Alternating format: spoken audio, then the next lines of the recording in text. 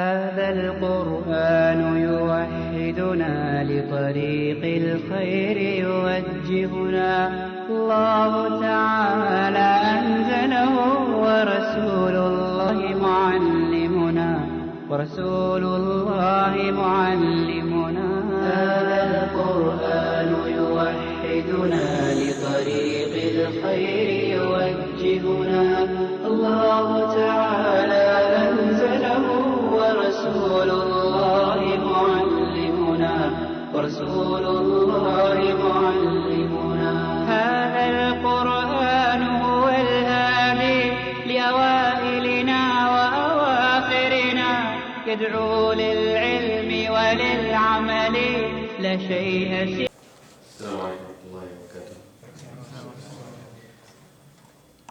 الحمد لله رب العالمين والصلاة والسلام على رسوله الكريم وعلى آله وصحبه أجمعين. Before we start, there's a few things that I want all of us to do because it's related to the hadith that we're talking about. And this hadith, which is the theme of today, requires a little exercise that we need to do with ourselves. We want to try to purify our intentions to the best we can. If someone wants to take a moment and purify their intentions that they're here for the sake of Allah, and don't let shaitan do any waswas to them that they're here to impress anybody, because that's waswas from shaitan. Just make a solid niyyah that we're here sincerely for the sake of Allah, and we're all gathered here for the sake of Allah.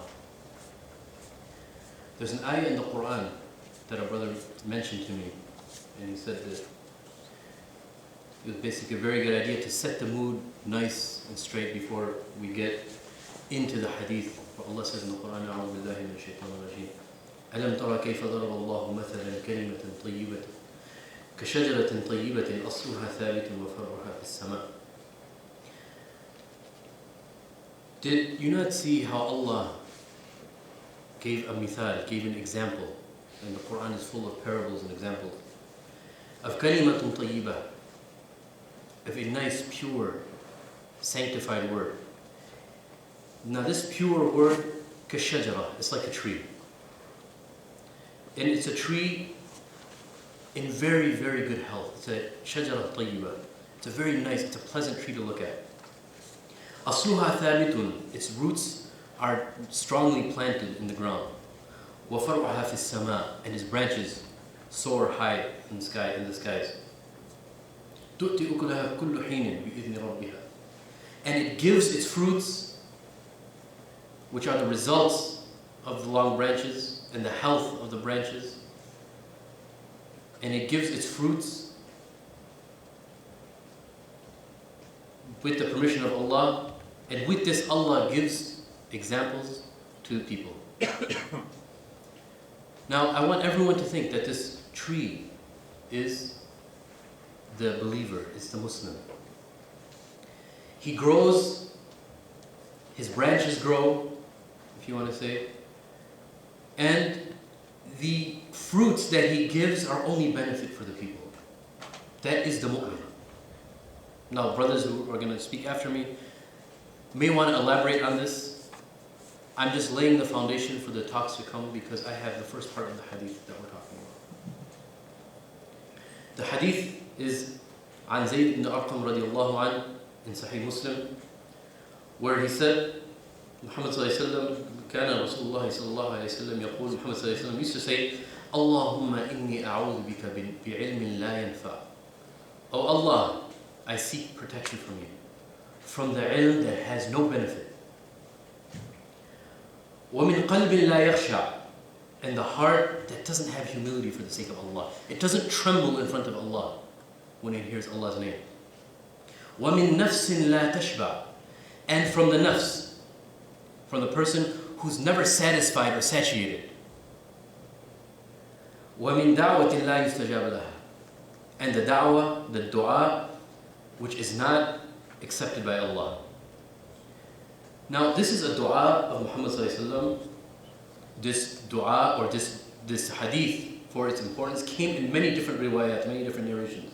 There's another riwayah by Abu Hurairah. The first hadith we talked about was Zayd bin Arqam, who we're going to talk about. Abu Hurairah has slightly different wording. He says, كان من دعاء النبي صلى الله عليه وسلم. From amongst the du'as of the Nabi صلى الله عليه وسلم, which is this important dua, he used to say, Allahumma inni a'udhu bika bi'ilmin la yanfa, and the rest of the hadith. وَقَلْبٍ لَا يَخْشَى, and the heart which doesn't fear Allah, it doesn't fall and tremble for the sake of Allah.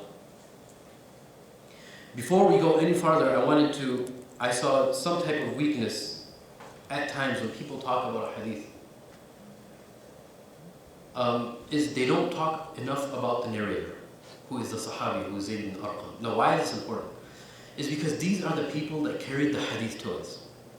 If we just know the matan, the context of the hadith, and we don't know the person who we have this hadith, there's a little bit of a lag happening between the person who implements, because this hadith is all about implementation.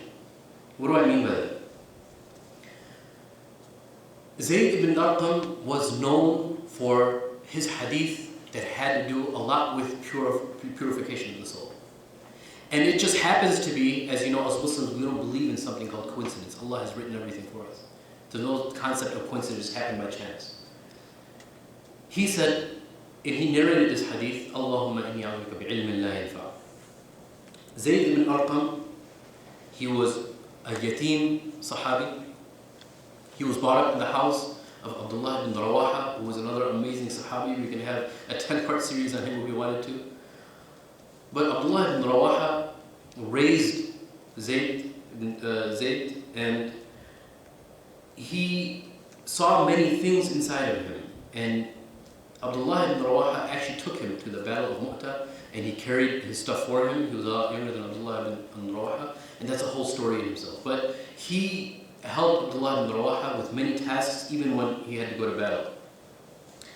So, Zayd radiallahu anhu, he was asked, how many battles did Muhammad attend? He said he attended 19 battles, and I attended 17 of them.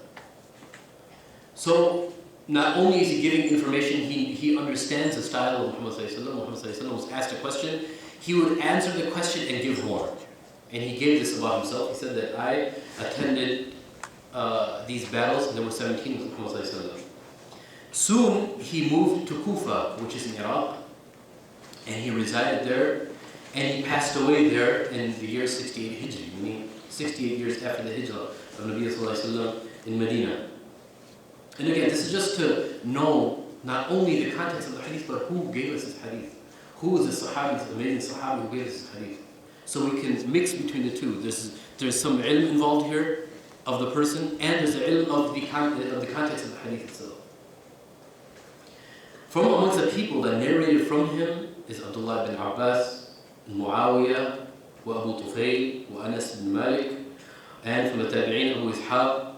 So there's many people that narrated from him, who they mention him in the riwayah of the hadith, in the narration of the hadith. He was known actually from a very Imam Bukhari has a book called Tarikh al-Kabir, which is basically his history of all the men in the Sanad.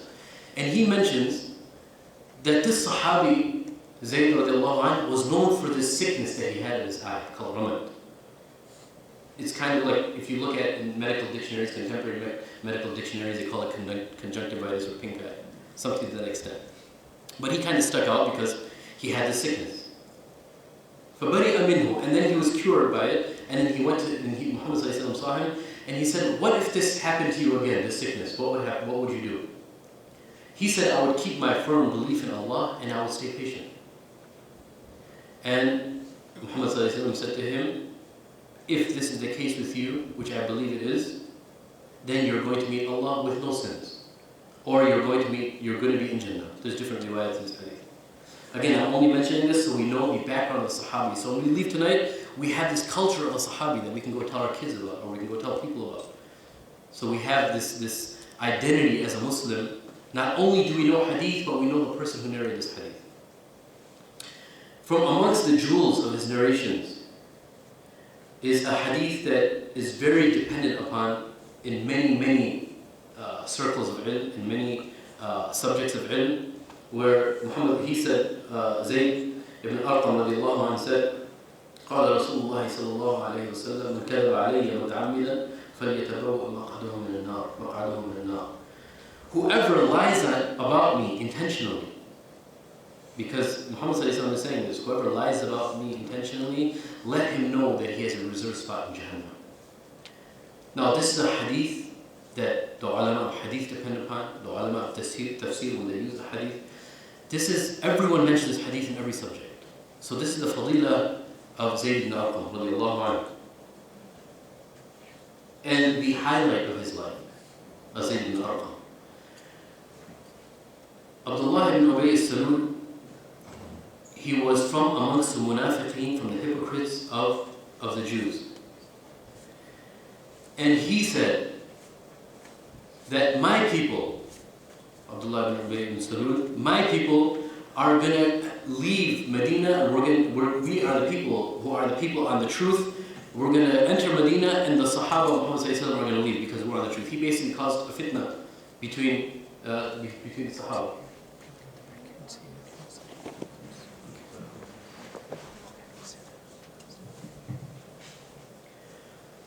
So he said, لَإِنْ رَجَعْنَا إِلَى الْمَدِينَةِ لَيُخْرِجَنَّ الْأَعَزَّ مِنَ الْأَذَلِ. He said, when we go back to Medina, we're going to be the people who are of high stature, and we're going to remove the people who are of less. So when he said this, Zayd ibn Arqam told Muhammad ﷺ about this. And some of the people really didn't know how true this khabar was, how true this news was, until the ayah was revealed. That Allah is saying that we are going to remove the people who are the munafiqeen, and we're going to bring the mu'mineen. So when Abu Bakr radiallahu anhu heard this, and Umar radiallahu anhu heard this, they were rushing to give the bishara that the ayah was revealed to Zayd ibn Arqam. And Abu Bakr raced and he beat Umar radiallahu anhu. And he said that and Umar radiallahu anhu said that Abu Bakr, after he beat me in this, and there's many types of hadith that came about this, about Abu Bakr and Umar, after he beat me to this bishara, to this glad tidings, that there is a hadith, or there is an ayah of the information that Zayd ibn Arqam gave Muhammad ﷺ, after he beat me to that, I know I can't compete with him in anything. Now back to the hadith. And again, this is setting the foundation for the hadith. This hadith is of 4 parts, and every individual that's going to come here is going to speak about each part. Allahumma inni a'udhuka bi'ilmin la yanfa'. This hadith is mentioned in many books of hadith as Riyadh al-Salihin in the chapter of dua, because this is the dua of Muhammad sallallahu alaihi wasallam. And this is something very phenomenal. That Muhammad sallallahu alaihi wasallam, who would ever think that such a simple hadith, asking for something so simple, from the fitrah, and all these muhaddithin, all these sahaba race to mention this hadith, and the ummah benefits from this hadith, which is just the dua of Muhammad sallallahu alaihi wasallam. He didn't even need to ask his dua, because everything is forgiven from him in the past and the future, even though he doesn't sin. But this is something, a fadila, a big stature that was given to him. And he says, Allahumma inni a'udhuka bi'ilmin la yanfa'. Muhammad sallallahu alaihi wasallam is asking this. And this is a summarization of the diseases that occur upon the ummah of Muhammad sallallahu alaihi wasallam, and he gives you the cure. All you have to say is, all you do is seek refuge in Allah, with sincerity. And a dua of his becomes a learning ground, becomes a madrasa of all of the ailments that are going to come inside the ummah and the cures for it too. Just a simple dua. A 4-part dua that Muhammad sallallahu alaihi wasallam says. So, all of these 4 parts, all these 4 parts of the hadith, they all go hand in hand, and there's no doubt about that. How does one come to the conclusion? There's different types of ilm. There's some type of ilm which is known by natural intuition. If someone's living in the middle of a desert somewhere, and the risala, the message of Muhammad sallallahu alaihi wasallam doesn't come to him, what does he do? What does he judge about? So he has this natural intuition that Allah has created inside of him, that he has this need to worship. Insan has this natural intuition to worship Allah. And Allah has planted that seed within him. Which is why we see people, when they see somebody or something greater than them, like mushrikeen, they worship it because they have that natural intuition, but they're not going to the proper source. They're not going to Allah. But that natural intuition is there. So without ilm, the person would never know Allah, which is the ilm that Muhammad gave, that, La ilaha illallah, Muhammad Rasulullah, there's none worthy of worship but Allah, and I am the last messenger, as Muhammad unto you. And the next part of the hadith is, min qalbin la yakhsha. The qalb that has no humility, the qalb that tremble for the sake of Allah.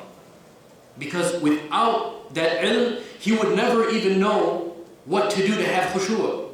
He would not know what sources he's going to follow to have khushu'. And without khushu', there's no satisfaction. The third part of the hadith is, وَمِن نَفْسٍ لَا تَشْبَعُ, which is the evil disease of the person he always wants to consume. And he never gets satisfied. And this is the society that we're actually living in, is based on consumption. And this is an addiction, whether it may be food, whether it may be spending, but the nafs, for some reason nowadays, is never satisfied. In Muslims, their nafs has been infiltrated with the sickness. So all these go hand in hand. So if a person is not satisfied, it's because he doesn't have any khushu' inside of his ibadat. And the reason why he doesn't have any khushu' is because he doesn't have knowledge of Allah, and he doesn't know that the knowledge that he may have may be wrong knowledge to have to worship Allah. And the person who's never satisfied, he's so sick that his du'as aren't answered. And that's the last part of the hadith. وَمِن دُعَاءٍ لَا يُسْتَجَابَ لَهُ. So this hadith that Muhammad gave us is a perfect step-by-step understanding, hand-in-hand understanding of how the fitrah works and the certain steps that it goes through. And when it has diseases, it goes through these steps too until we become completely degenerated, and then we have to go back to step one and we have to return back to Allah. So, min ilm la yanfa', the ilm that doesn't have any benefit. Now we can go on about this forever, but the ulama, in a very simple manner, have classified as what is ilm la yanfa'. Number one, there's a type of ilm that in itself is beneficial, like from the Quran and the Sunnah and the sayings and the actions of the Sahaba. But it doesn't benefit the person himself. And this is a very scary one. Because Imam al-Tibi, he's from the Fuqaha of the Shafi'is, he said that what we understand from this ilm la yanfa' is the ilm that's not acted upon. He has this ilm, but he doesn't act upon it. And the ayah in the Quran, which talks about مثل الذين حملوا التوراة ثم لم يحملوها كمثل الحمار يحمل أسفارا, is like, it's talking about Bani Israel. And some of the Mufassirin said it's also the Nasara. Meaning that first they used to follow حملوا التوراة ثم لم يحملوها. They carried it and then they didn't carry it. Meaning they held on to it for a while, and then that knowledge was there, the book was there, the Torah was there, but they didn't follow. And they're like a donkey that carries asfara. And all of us have heard this hadith, this ayah. But we're all here to remind each other that there's basic tenets in this deen that hold all of us together. And we are all infected with certain diseases. Amongst those diseases is us having ilm and not acting upon it. And Allah gives us an example from Bani Israel. The people who do that, Allah wants you to think of a donkey. Now we use donkey as a very degraded, it's very degrading when you say it to somebody. It's someone that stands there and you just put stuff on top of it, a bunch of luggage, and it travels. It doesn't know where it's going, it doesn't know what's on top of it. There can be many tafsirs on top of that donkey that's carrying it from one place to another. But he has no idea what's happening. And that's the example that Allah gives in the Quran. So Imam al-Suyuti rahimahullah, about this hadith, he says that knowledge with no benefit is of a few things. And amongst those is this knowledge that a person carries, and you will see the side effect inside of him. that this internal ilm has no benefit to him, so you see the actions on his limbs that he doesn't act it out. It's a side effect of carrying an ilm and not acting upon it. So it's manifested on his limbs externally. And the hadith also has a benefit of the abd, the slave of Allah, the servant of Allah, is constantly worried about his actions.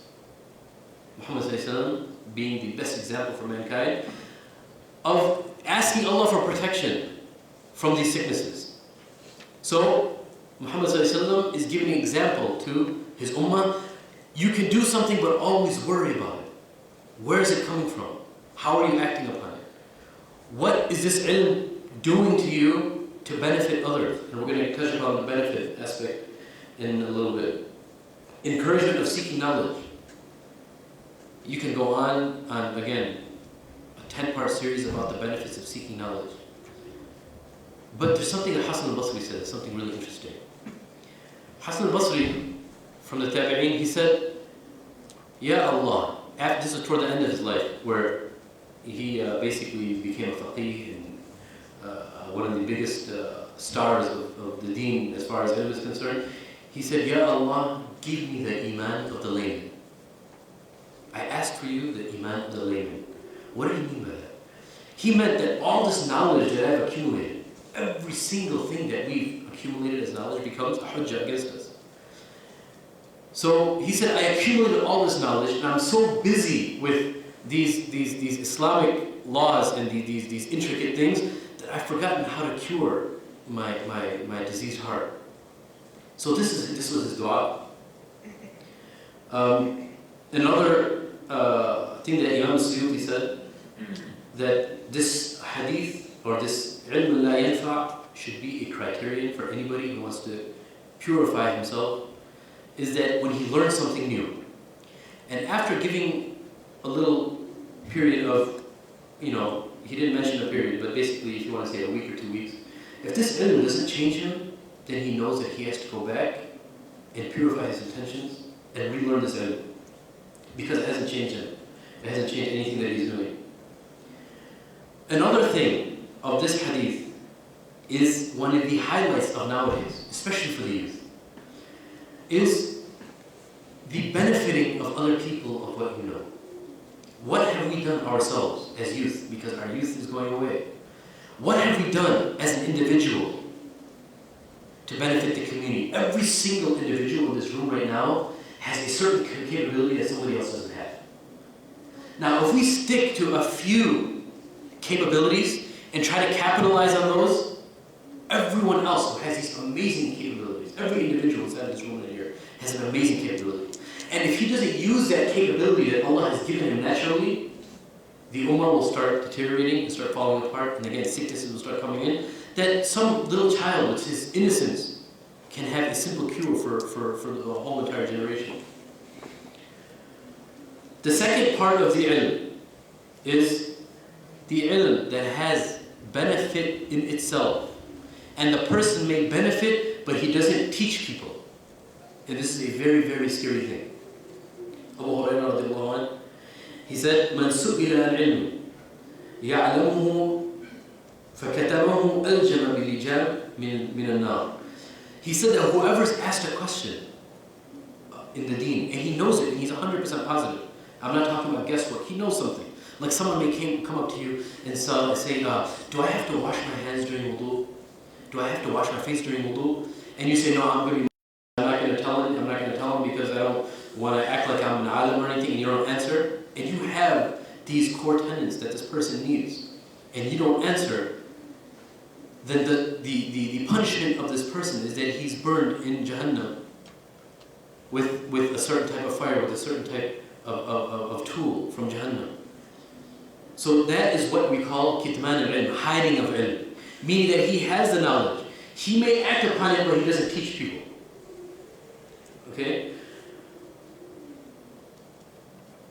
Another hadith from Abu Hurairah radiallahu anh, he said that whoever seeks knowledge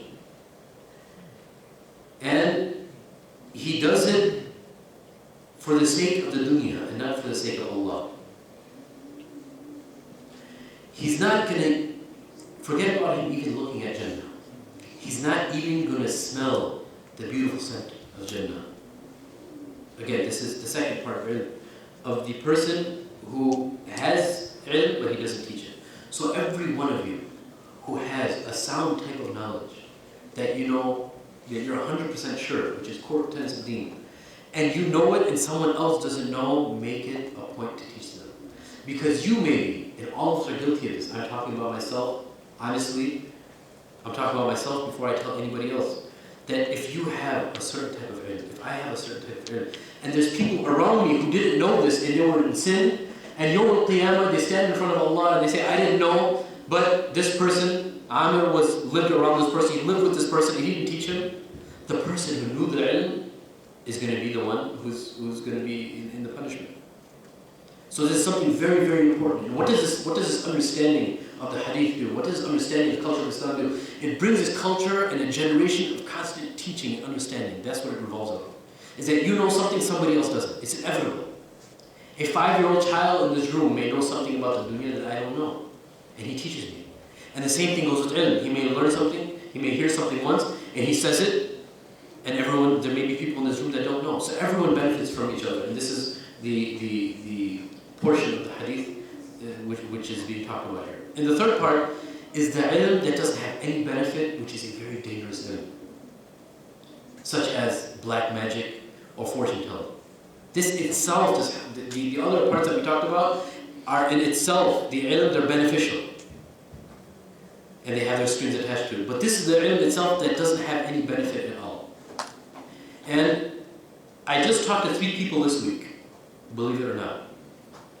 One person who is infected with black magic, ya'adhu billah, because their cousins, they got in a fight, their cousins went back home, and they found out that, the person who was infected with the black magic, they got a call from them and they said, how do you like your life now? This is a true story. This is happening in Chicago. People are doing black magic on each other.